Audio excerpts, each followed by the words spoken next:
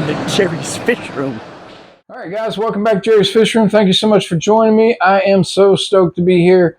We will be continuing with the fish room update.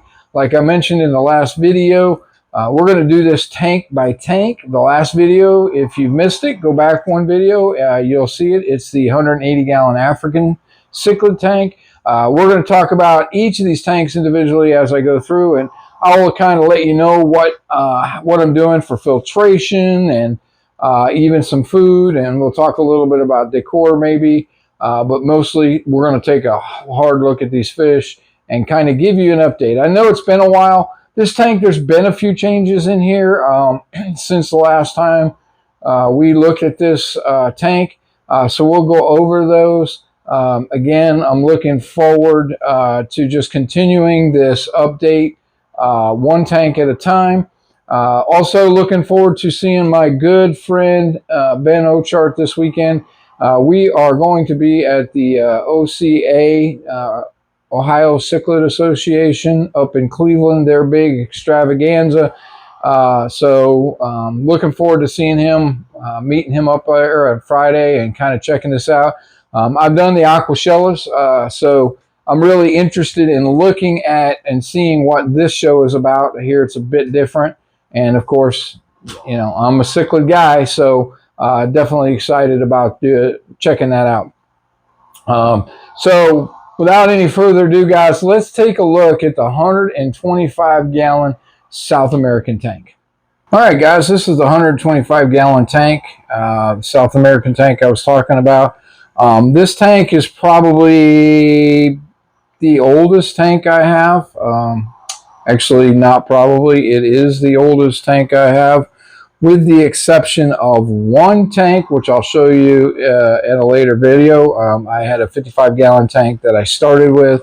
I still have that tank and absolutely love it.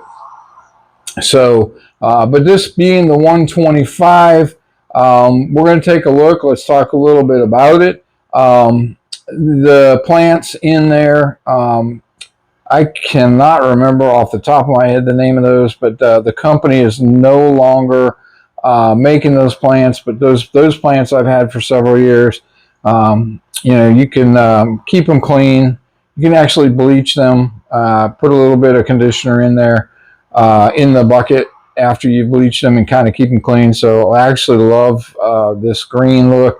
I think the last time that I had this, guys, it was basically just the rocks and not a whole lot more, and just wanted a little more flavor to it. So I added those plants in there to give it a little bit of color, a little bit of cover as well for some of the fish. This tank has stayed pretty solid. Now, some of the changes I'll talk about as we go through here is you can see, I'm going to move in here a little bit quicker. So we have some silver dollars. Those are supposed to be red hooks. They look like, it seems like they had a lot of dark red in their dorsal fin. But as they've gotten bigger, a little bit of that's faded out. And those fish are probably, I would say, about 5 inches, 5 to 6 inches top to bottom. So they are definitely like a small dessert plate size. There's 5 of these fish in there.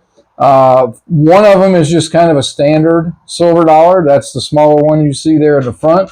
And then the one you see with the black on there is called a blueberry silver dollar, is what I know it as. That fish is just amazing. Absolutely love it. That one was an expensive fish. I paid almost $100 for that fish. My wife absolutely fell in love with that fish. Had to have it, so I ended up getting that for her, and she just loves them. Her other favorite silver dollar we don't have. Maybe one day I'll get some for her, and that is the wide bar silver dollar. But the silver dollars, for the most part, in this tank are her favorite fish. With these fish, it is very good to have at least 5, if not 6. Actually, I apologize. I do have 6 in there. There is a striped one in the back. But absolutely love the silver dollars. They do kind of stay a little bit schooling together, so which is cool. Not as skittish, I think, only because I've had them for several, probably at 2-3 years now. But they can be known to be very skittish, so be careful when you're going into the room, because they have a tendency of moving so fast they forget the end of the tank is there, and they will start damaging their noses and jaws, and you can probably see a couple of them may even have a couple of that damage on there. The other thing I have is the clown loaches in there. You see the one right on the top of that rock. I have 6 clown loaches, believe it or not. But they hang out, as you can see, they hang out in those caves. The one that you can see in the left cave, which the silver dollar and the Oscar are blocking right now, that one that you can kind of see in the back of the cave is probably, way to photobomb there, Bumblebee. That one is probably about 6.5 inches, maybe long, and probably about 4 inches high. So he's a big boy, pretty much full grown. But believe it or not, I have 6, if not 7 of these, if I'm not mistaken. I may have miscounted. And they are all in those 2 caves. Caves are amazing. I love those. You don't get to see them as much. When it comes feeding time, they'll pop out. And then they go right back in. So they really like the caves. They do well in there, packed in there like they are. So those are, again, they're great to have, but again, you should probably have them in groups, at least for 3 to 5. Reason why I have so many is I had about 4. I think I had 4 now that I'm thinking about it. But I had a friend of mine who shut the 125-gallon tank down. He had 3 clown loaches that he just needed to get rid of, so I took them, and they are in there. Maybe at a later date I can get some additional footage when I feed them later and give you a little better picture. In there also, you can see I have 3 Geo Fagus. Now there's a lot of debate as to the type of Geo Fagus these are. When I got them, I was told that they are Suramanensis. Now I have looked at what a Suramanensis is online. They do look very, very, very much like a Suramanensis, but who knows? So we're going to roll with Suramanensis on these, but I love them. Just love the trailer fins on them. These, all 3, I have grown up from juveniles. I had 2 additional ones in here that were beasts. They were upwards of 9 inches. I got those from my buddy, Blind Fish Keeper, Brandon, and but the tank was just getting too crowded with the 5 Geos in here, and so I went ahead and made an adjustment and got some fish that I will tell you about at a later video. So also we have in here is my red spot Severum, or my red spot Severum. He's kind of hanging in the back. I had 3 of these. I got all 3 of them up to this size, but unfortunately I have lost 2 of them, so he's the lone survivor, which is kind of cool. I mean, I'd love to have the other 2, because I'll tell you right now, if you've gone out and looked at prices at smaller or juvenile red Severums, you're going to pay 40 or 50 bucks for just like a 3-inch fish, 3 to 4-inch fish. These fish are well over 150, 160 bucks at this size, and so can't afford to replace them. So glad that he has survived, and he kind of gives that tank, which I really love, kind of sort of that showpiece fish look, even though they're not my number 1 fish that are in this tank, and we will talk about those in a little bit. Over here in the corner, you can see there is a second one way in the back behind that thing. These are the jewel cichlids. And yes, if you go back about 3 years to one of my first videos, these are the same jewel cichlids that I had 3 or 4 years ago that I shot that video on. Absolutely love the color of these cichlids. They are doing amazing in this tank. They kind of like this corner over here. Again, just the color is just crazy on them. I had bred them by accident when I had them in a 55. Put them in a 55 by themselves. They did breed, so I know this is a breeding pair. If they're doing any breeding in here, the fry are not surviving for sure. But amazing fish.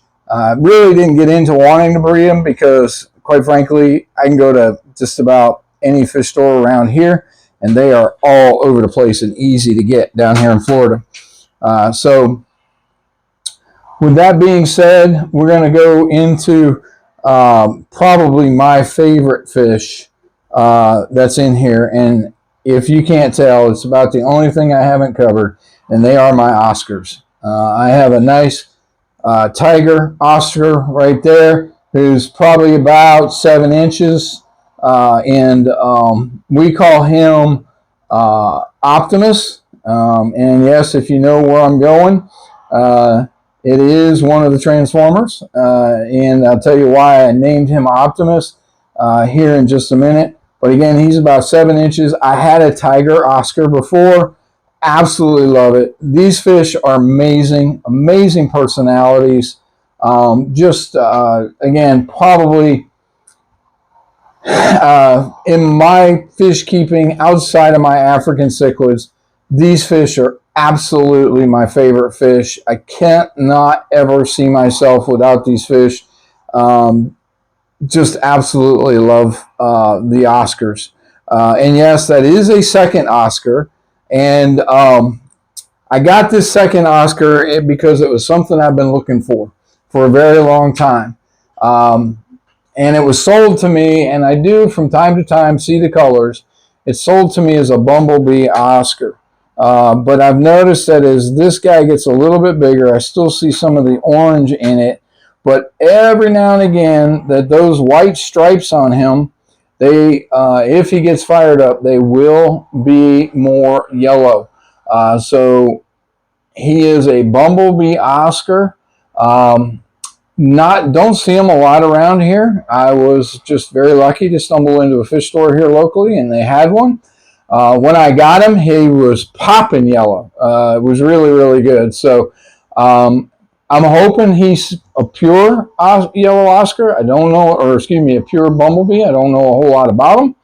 But again, the personalities are great. Again, a little different pattern, a little different color. I do see the red spot on the back of his fin there at the end. And yeah, just amazing, amazing, amazing fish. If you have not owned an Oscar, of course, you need at least a 75, preferably a 6-foot, 125-gallon tank. The Oscars are amazing. The personality is great. They are water puppies, for a lack of a better way to describe it. And I'm sure you all have heard that in the past. And so I've got a couple of my bred that I bred. And you can see all the way in the back. Bushy nose super reds in this tank, kind of keep things clean. You see that I am bad with names. Rosaline, I think it's a Rosaline shark. I got him. Now the mistake I made with him, and he's doing okay in here. He will get a lot bigger. That's why I had to move him in here. But they are schooling fish, so not a recommendation to do what I did, running just one. I did do one because I didn't think about, I was trying to kind of do a centerpiece type look for him. While he does move around in here and he seems to be doing okay, they look way better and do way better in groups of at least 6 from what I've been reading and researching. So guys, this is the 125-gallon tank. I want to talk a little bit about, real quickly, so not to run too long, about the filtration. Down below this stand, I have an FX4 on it behind the right-hand door. So I run an FX4 on it. And then if you come up here, you will see I have Tidal 110 lights. And then I have, I don't even know what this one is. I can't remember. It's one of the ones that you get off of Amazon. A light here. But then I have two Zoom Med lights that I've had as long as the tank. These Zoom Med lights, they are pretty cool. If you hear here, and I'll be quiet in just a minute, you will hear kind of like a washing or a water sound. They come and they actually give you that sound, which is really nice when it's in here. You turn off the lights, it's really quiet. You hear that water sound, and it's really relaxing. So I have two Zoom Med lights. I also put up here two Aquarium Co-op battery powered air pumps with air stones. These are up here. I just decided to leave them here. These are up here because of my encounter with Hurricane Milton not too long ago, and I wasn't sure I was going to lose power or not, and I wanted to at least, I can't do all the tanks. I haven't gotten enough battery pumps in there, but I wanted to make sure these big tanks with these big fish, that I could at least keep some air in there in case I lost power until the storm was over, and then I do have a generator that I get going. Also on the filtration, I have two Tidal 110 hang on the back filters. I love the Tidal stuff. One of the unique things that I was able to find for both of these, the Tidal 110s and the Tidal 75s, and I know some people don't like Amazon. There's a certain YouTuber out there that can't stand it, and he's got a business, and I can totally understand it, and don't hold it against him. I'm an Amazon guy because, quite frankly, the economy right now, I can't afford to be anything else. But I was able to buy replacement impellers on Amazon, about 14 or 15 bucks. And then I was also able to buy replacement pumps for these Tidal 110s for about 30 or 35 bucks. These bad boys will run you $110, $120, somewhere in that neighborhood, to buy these brand new. And so when one goes out, 110 bucks is a lot of money. But the reality of it is, you're paying for a motor, which I can replace for like $30, $35, maybe 40, I can't exactly remember, or an impeller, which is 15 bucks. That's 45 bucks, guys, for the guts and the important part of this thing. The rest of this stuff, it's just hard plastic. So why spend $110 to fix these? So I keep a spare pump and spare impeller for my Tidal 110s, and then I keep multiple ones of those as well for my Tidal 75, which you can get. I think I was getting the Tidal 75 pumps for maybe 20 bucks. So between the pumps and the impellers, you have $35. The Tidal 75s, they'll run you a good $70, $75 depending on where you get them. So again, spare parts, and I've had this happen. The filter, the motor, just gets seizes. So reach in the closet, pull out a spare part, get it going, and I'm not freaking out over not having filtration.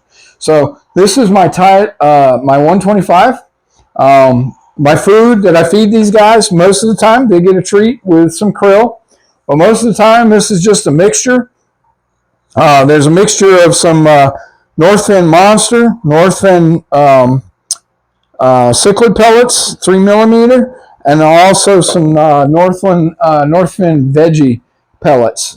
So I give them that kind of a mixture in there. And also Northfin has a great krill pellet, and I mix that in here as well. And I pretty much give that to all my cichlids. There are some which we will see later that I do not do, but this is kind of where we sit with the 125-gallon tank. Oh, I did forget a fish. As you can see, I got about a 6-inch albino Senegal bichir. And just shout out to my buddy Brandon. Your bichir is still doing good. I got that from Brandon when he had to shut his fish room down. I never had one. Thought it would be cool to have one. He gave me this one, and man, he's still doing great. So, and the only reason I forgot him is sometimes he comes out, sometimes he's into the caves hanging out with the clown loaches. So this is the 125, guys. All right, guys. So here's The audio may be a little different because I just grabbed the phone as I just saw these guys popping out. But here's those clown loaches that I was talking about. There's that big guy. As you can see, he's right behind. And then some of these other guys. That one back there that's sneaking around the stump. That's one of the adopted ones, or the ones that I got from my friend. But that's really kind of what you see. That's kind of the size they can get to. They will lose their color a little bit, just so you know. They kind of fade as they get bigger. When you get them and they're young, they're usually pretty dark, pretty robust in their colors. But that is what the clown loaches look like, right there. All right, guys, so that's my 125-gallon South American tank. Hope you enjoyed the quick update on it. Hopefully you guys got to see some of the things that changed in the tank. You definitely got to see my wife's favorite fish, the silver dollars. You got to see my second favorite fish, the Oscar. And so, guys, if you guys keep South Americans, man, do me a favor. Leave me some comments. Tell me what some of the South American cichlids there that you have, that you keep. If you see something, if I've misidentified, if you think my Geos are something other than the Ceramanensis, I'd love to hear from you guys and hear what your thoughts are on this. And, you know, if you like or dislike my filtration, man, I just love input. I love to have that interaction with you guys. So please feel free to comment. Again, you know the routine when it comes to YouTube. Man, if you like what you're seeing, you know, subscribe. Let's get the algorithm kicking. So more people can see videos like this. If you don't like it, let me know. Tell me what you want to hear. Tell me what you want to see different. I'm open to just about anything. I love this hobby. I'm glad I'm kind of getting my roll back and excited to be doing these videos again. Looking forward again to my trip to Ohio with Ben. Man, absolutely love it. Also, let me know what you think about the audio. I found a very inexpensive wireless mic set that plugs directly to my phone. So this video I'm shooting with my phone. I'm kind of giving it a run here. I'm going to take it up with me to Ohio because it is very small. It's compact. At least listening to the video on the phone, it sounds pretty good. If you like the audio, let me know. If you want to know what it is that I got, I will certainly just hit me a comment and I'll make sure I share it in the future. But until the next time, guys, when we look at our next tank, and we got a few more to go, you know what's coming next. That's right, guys. God bless and keep loving the fish. We'll see you next time.